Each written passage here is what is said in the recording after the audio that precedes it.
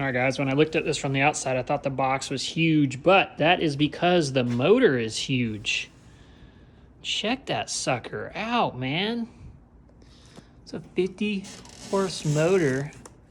That thing is freaking massive, which is awesome. I'll throw that on the boat, and I am going to be in business. I am pumped. Batteries are all still in the boxes. I'll split them off each one and then see if I'm strong enough. I should be able to lift them off. I think they're 110 pounds each. There's 4 of them there. Let's see if I can get them all out of here. This is what the batteries look like when you first open the box. It's got that big old block of a battery, and they've already got that one wire there ready to go. So, heck yeah, 1 of 4 right here. They weigh 110 pounds each. They are not light. You can see they're about, I don't know, roughly say 12 inches wide by 18, 20 inches long and 12 inches tall. That's a real rough estimate. All right, I'm gonna start putting the glue down as quickly as possible here. Do I know what I'm doing? No, I do not have any clue what I'm doing. Hopefully I'll figure it out pretty quick.